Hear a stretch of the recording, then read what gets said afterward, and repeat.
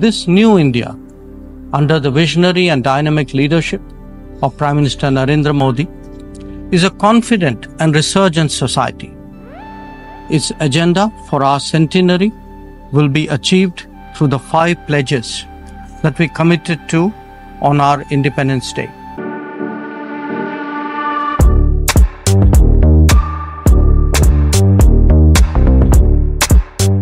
Madam President, Excellencies, distinguished members of the General Assembly, I bring to you the greetings of 1.3 billion plus people from the world's largest democracy. They join me in congratulating the President of the General Assembly, Ambassador Csaba Kőrösi, on his election to chair the 77th session of the UN General Assembly. They follow closely developments at the United Nations, reflecting the increasingly globalized nature of our existence. We meet at a challenging time for the world order. This session's theme, a watershed moment, transformative solutions to interlocking challenges, seeks to capture its seriousness. Excellencies, the year 2022 is an important milestone in India's journey towards growth, development, and prosperity. India is celebrating 75 years of its independence, what we call Azadi Ka Amrit Mahotsav. The story of that period has been one of toil, of determination, innovation, and enterprise of millions of ordinary Indians. They are rejuvenating a society pillaged by centuries of foreign attacks and colonialism. And they are doing so in a democratic framework whose steady progress is reflected in more authentic voices and grounded leadership. This new India, under the visionary and dynamic leadership of Prime Minister Narendra Modi, is a confident and resurgent society. Its agenda for our centenary will be achieved through the 5 pledges that we committed to on our Independence Day.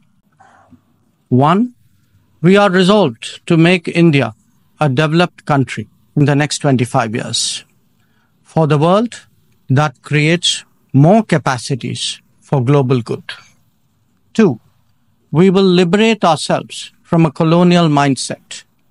Externally, this means reformed multilateralism and more contemporary global governance. 3. Our rich civilizational heritage will be a source of pride and of strength. This includes care and concern for the environment, so ingrained in our traditional ethos. 4. We will promote greater unity and solidarity. This expresses a coming together on global issues such as terrorism, pandemics, or the environment. And 5. We will instill consciousness of duties and responsibilities. This applies to nations as much as it does to citizens. These 5 pledges affirm our age-old outlook that sees the world as one family. We believe that national good and global good can be entirely in harmony. It is this conviction that led us to supply vaccines to over 100 nations. Similarly, our evacuation operations in HADR situations always had room for other nationals in distress.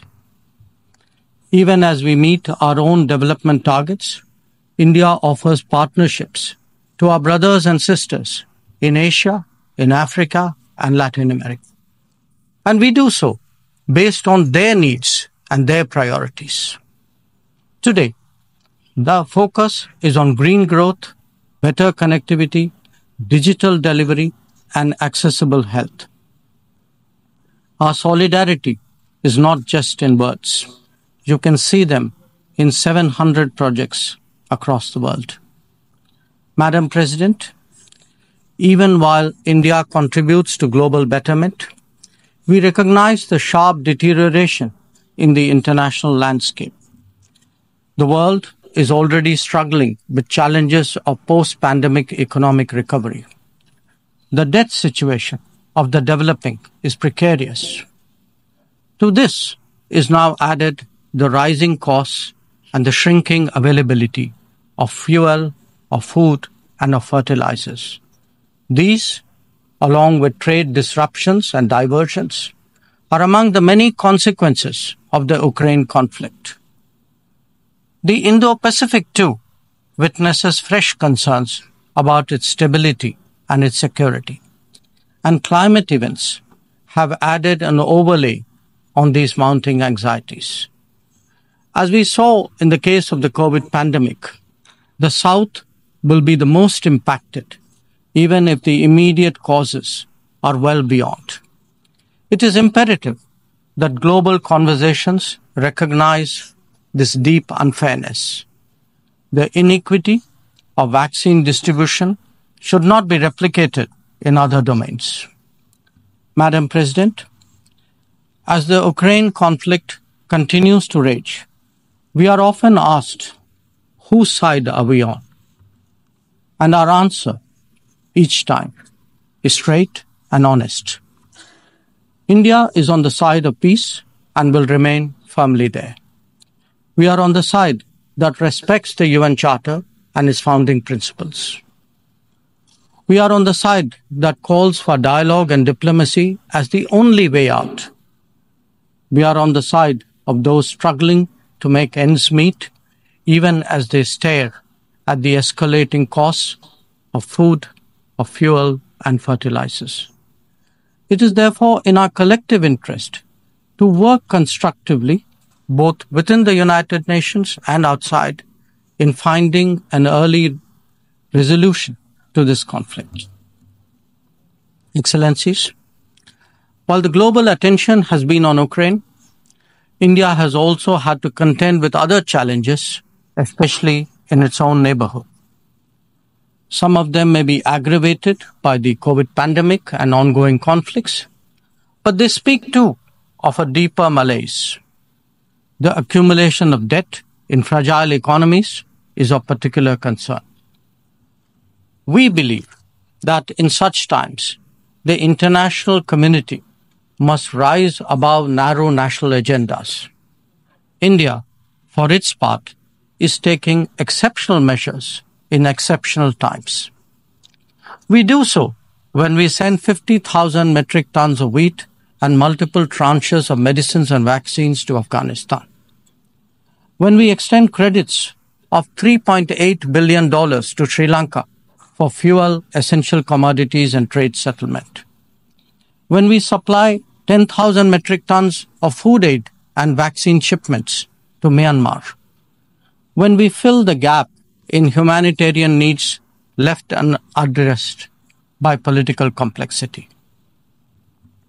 Whether it is disaster response or humanitarian assistance, India has stood strong, contributing particularly to those nearest to us. Excellencies, the world as we knew it is poised for transformational changes. It has been impacted in recent times by a succession of shocks, each of them significant by itself. The COVID pandemic called into question the over-centralized nature of globalization and has led all of us to seek greater resilience and reliability of supply chains. The repercussions of the ongoing Ukraine conflict have further heightened economic stresses, especially on food and energy. Climate events have added to disruption that the world is already facing. As for the promise of technology, it has certainly multiplied our capabilities, but also added to our vulnerabilities. Trust and transparency are legitimate expectations of a more digitized world.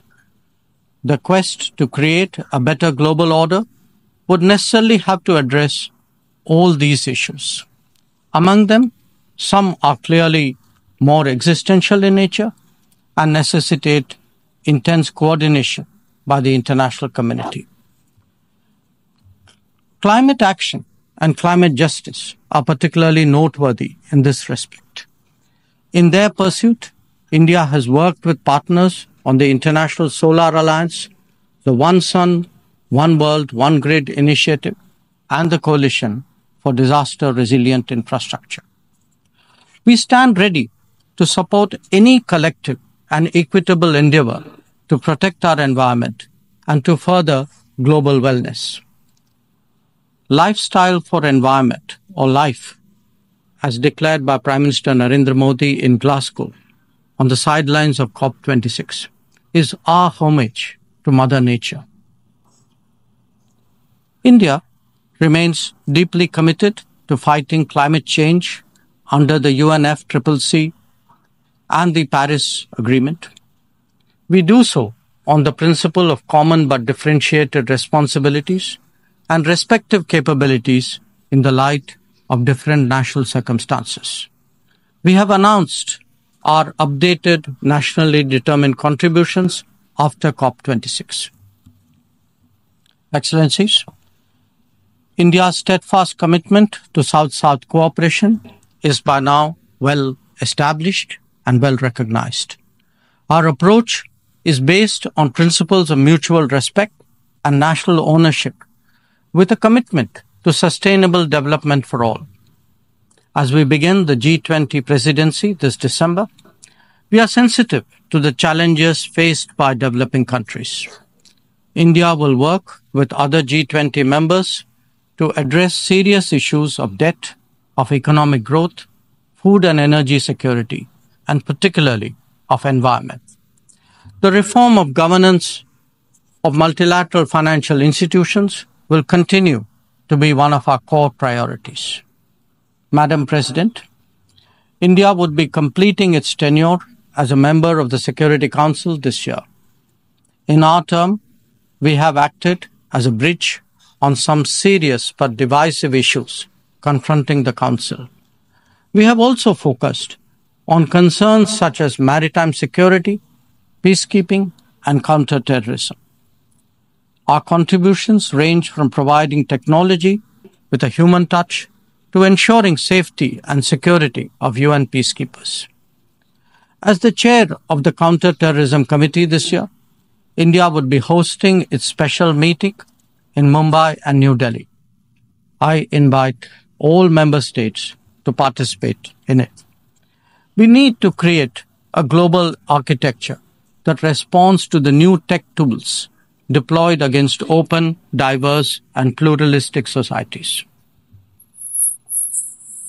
Having borne the brunt of cross-border terrorism for decades, India firmly advocates a zero-tolerance approach. In our view, there is no justification for any act of terrorism regardless of motivation, and no rhetoric, however sanctimonious, can ever cover up bloodstains. The United Nations responds to terrorism by sanctioning its perpetrators. Those who politicize the UNSC 1267 sanctions regime, sometimes even to the extent of defending proclaimed terrorists, they do so at their own peril. Believe me, they advance neither their own interests nor indeed their reputation. India has always espoused a cooperative, inclusive, and consultative approach to international relations. We believe that multipolarity, rebalancing, fair globalization, and reformed multilateralism cannot be kept in abeyance. The call for reformed multilateralism, with reforms of the Security Council at its core, enjoys considerable support among UN members. It does so because of the widespread recognition that the current architecture is anachronistic and ineffective. It is also perceived as deeply unfair, denying entire continents and regions a voice in a forum that deliberates their future. India is prepared to take up greater responsibilities. but it seeks, at the same time, to ensure that the injustice faced by the Global South is decisively addressed. Our call is to allow serious negotiations on such a critical matter to proceed sincerely. They must not be blocked by procedural tactics. Naysayers cannot hold the IGN process hostage in perpetuity. In these turbulent times, it is essential that the world listens to more voices of reason and experiences more acts of goodwill. India is willing and able on both counts. We believe and advocate that this is not an era of war or of conflict. On the contrary, it is a time for development and for cooperation. Madam President, in the past, this august assembly has served as a meeting point of views and as a catalyst for action. It is vital that we continue to believe in the promise of diplomacy and the need for international cooperation. Therefore, Madam President, let us strive to return to the course of seeking peace, progress, and prosperity. I thank you.